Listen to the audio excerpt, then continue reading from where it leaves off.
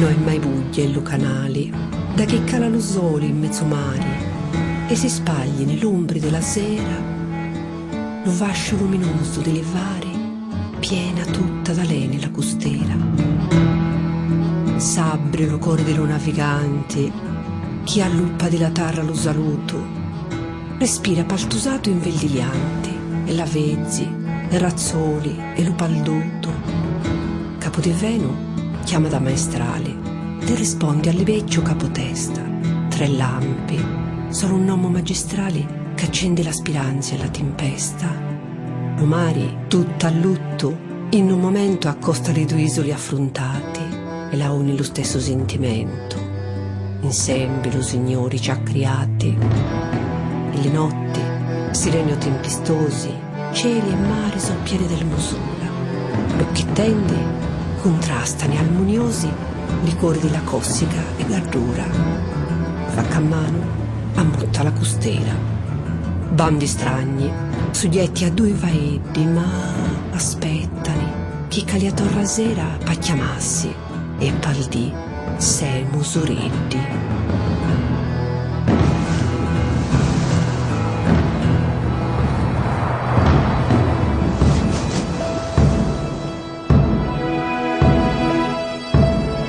Gallura, una terra ricca di fascino, uno straordinario paesaggio dominato dalla maestosità delle formazioni granitiche, uno scenario unico in cui la storia, nel corso dei secoli, ha tessuto la sua trama.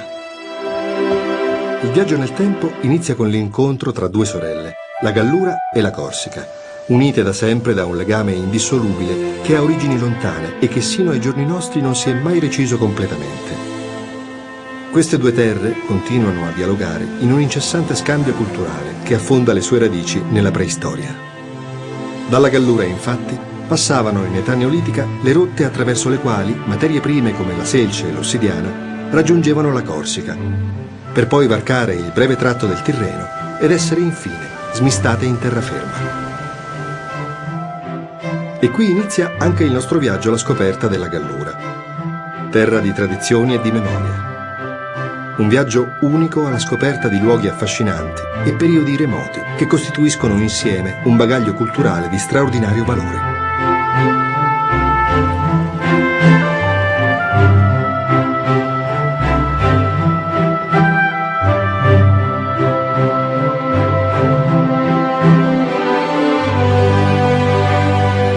La Gallura è una regione storica della Sardegna di cui costituisce l'estremo tassello nord-orientale.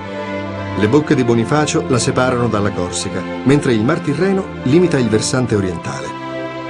Nell'entroterra, il massiccio granitico dell'Imbara a sud-ovest, il corso del fiume Coghinas ad ovest e quello del Rio Padrongiano a sud-est marcano i confini rispetto alle circostanti regioni storiche del Monte Acuto, dell'Anglona e delle Baronie. Lo stretto di mare delle bocche di Bonifacio lambisce con le sue acque la costa gallurese e quella corsa. L'arcipelago della Maddalena, le sue isole e la sua straordinaria natura concorrono a delineare un'atmosfera che al solo sguardo suscita stupore e meraviglia.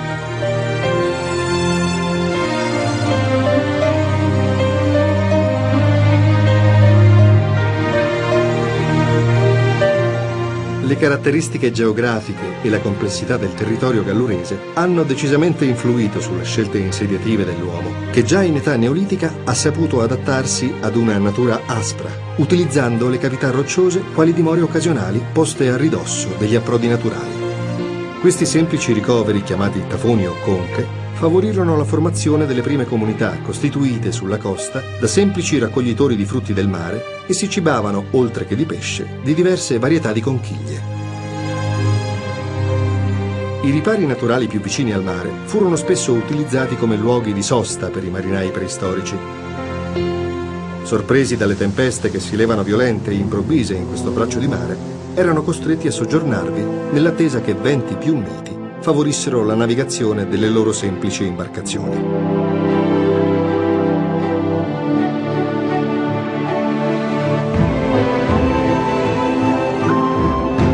Anche Anche nell'entroterra l'uso delle conche si è protratto fino alle porte dei nostri giorni, a caratterizzare l'insediamento agro-pastorale della Gallura come della Corsica. Comuni leggende di maghi, di streghe, di animali fantastici hanno popolato di episodi fantasiosi, conservati nella tradizione orale, queste case istintive, spesso elette anche a luoghi di sepoltura.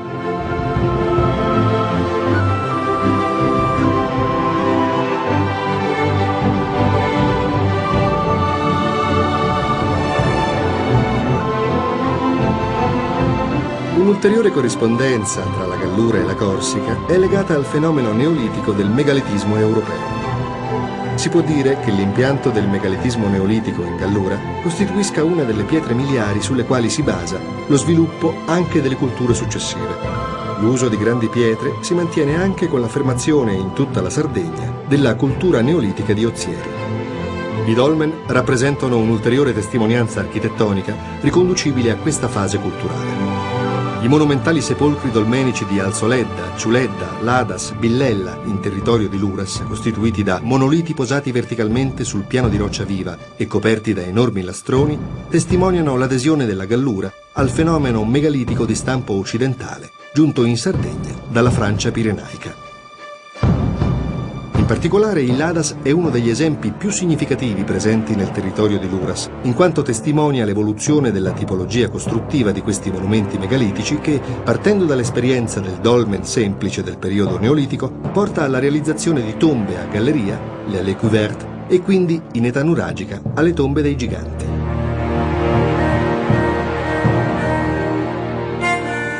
Il senso di appartenenza dell'uomo gallurese al paesaggio granitico si manifesta di continuo nelle numerose espressioni dell'architettura della preistoria e della protostoria.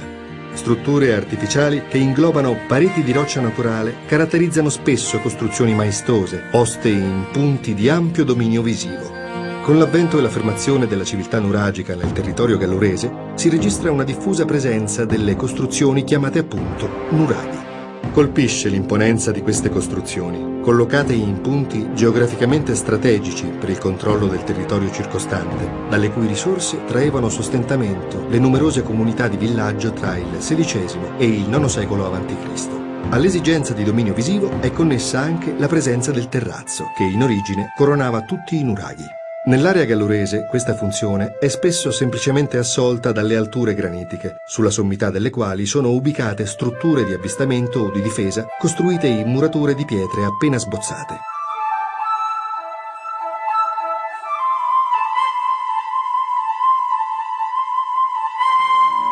Il nuraghe Izzana, immerso nella suggestiva Valle della Luna nei pressi di Agius, e il nuraghe Maiori, nel territorio di Tempio Pausania, sono le testimonianze più significative dell'architettura nuragica canonica, arricchita dagli espedienti galluresi.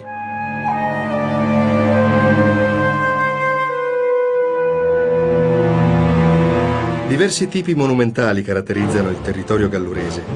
Tra i massicci granitici, le distese di sughero e la vegetazione rigogliosa si ergono le tombe di giganti, evidenza archeologica di grande impatto visivo di età nuragica.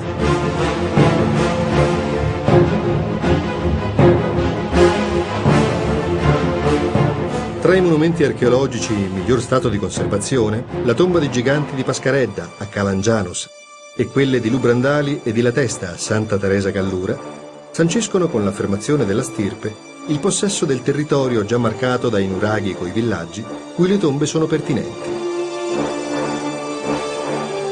Queste strutture dalle imponenti dimensioni erano destinate alle sepolture collettive. Vi trovano spazio individui di tutte le età, di entrambi i sessi, senza nessun segno di distinzione che contrassegni la superiorità di qualcuno fra gli inumati. Nessun corredo individuale di rilievo accompagna i defunti, nessun simbolo di potere, nessun ornamento di spicco che possa far pensare alla sepoltura di personaggi di rango o a quella di un capo. Solo offerte comuni nel corridoio di sepoltura, come nell'area cerimoniale, a far ipotizzare società caratterizzate da un forte senso della collettività e dell'uguaglianza, almeno di fronte alla morte. Sono ormai numerose le notizie relative alla presenza punica anche in Gallura, ma ancora più nota e diffusa è quella romana, che ascrive anche la Gallura alla sua assimilazione feconda e inesorabile. Tutti gli aspetti del vivere, del produrre, del credere, del morire ne sono permeati, ricostruiti attraverso le numerose testimonianze che consentono anche di ricomporre i passaggi progressivi da una cultura all'altra, documentati nei manufatti, frutto della commistione fra elementi punici e romani. Si conoscono ormai in maniera abbastanza approfondita le ragioni che hanno fatto della Sardegna una terra di grande importanza in età romana: la strategia militare e politica, l'esercizio di attività produttive, i commerci. In Gallura la presenza delle cave di granito di Capotesta ha rappresentato in età imperiale una vera e propria risorsa economica, accanto alla coltivazione del grano che andava a riempire i depositi di Roma.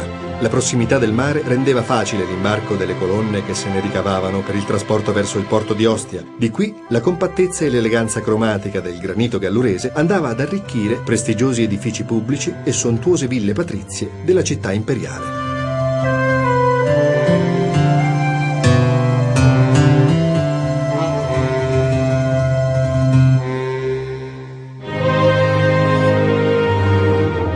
Con la fine dell'impero romano e l'avvento dell'età medievale si assiste ad una riorganizzazione giuridica e territoriale che porterà alla formazione dei giudicati, istituzione esclusiva della Sardegna. Nello sviluppo degli insediamenti dell'entroterra assume particolare importanza il territorio di Tempio, che in periodo giudicale diviene capoluogo della Curatoria di Gemini, una delle divisioni amministrative del giudicato di Gallura. Alcune delle testimonianze più significative di età medievale sono nel territorio di Luogo Santo, piccolo centro nel cuore della Gallura, circondato da un paesaggio molto suggestivo in cui le rocce, modellate dal vento, hanno assunto delle forme curiose e bizzarre. In questa cornice sorge il Palazzo di Baldo, dimora di Ubaldo della Gherardesca, giudice di Gallura, edificata intorno agli inizi del XII secolo.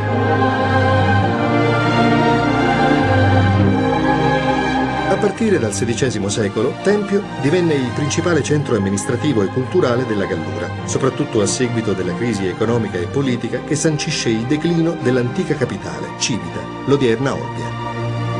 Il periodo di transizione tra l'età medievale e l'età moderna è segnato dall'avvento della dominazione spagnola.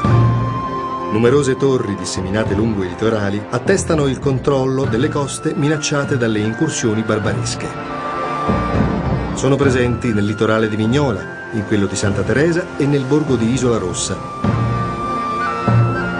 la cui torre, edificata intorno al 1578, domina una splendida insenatura portuale. La torre è collocata su un promontorio a circa 35 metri sul livello del mare e costituisce un nodo di importanza strategica nell'ambito dell'articolato sistema difensivo delle zone costiere. Con il passare del tempo, queste strutture hanno assunto il compito di impedire i traffici clandestini tra Sardegna e Corsica.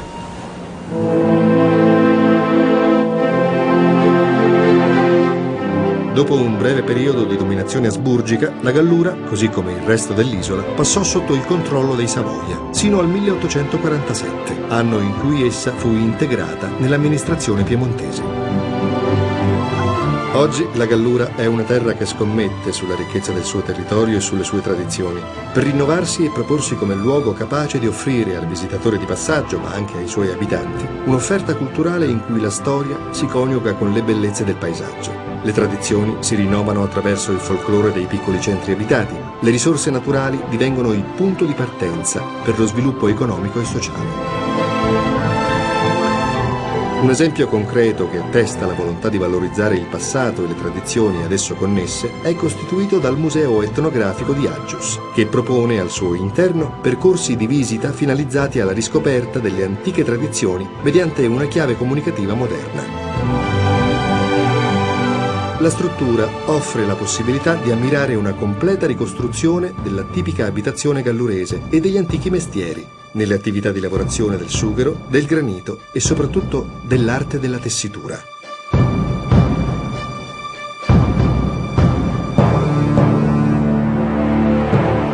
Se si guarda alla realtà specifica del microcosmo gallurese, si nota come questo, pur assimilando nuove regole nei sistemi di vita, non realizzi mai la rinuncia alle sue consuetudini, al suo modo di essere, a quella parte, cioè, del substrato culturale incancellabile che per millenni lo ha visto svilupparsi in maniera indissolubile dal suo contesto ambientale. Tutto questo è il territorio di Gallura. Un viaggio nei luoghi e nella storia, in cui ogni testimonianza evoca un passato affascinante, ogni luogo un prodigio della natura.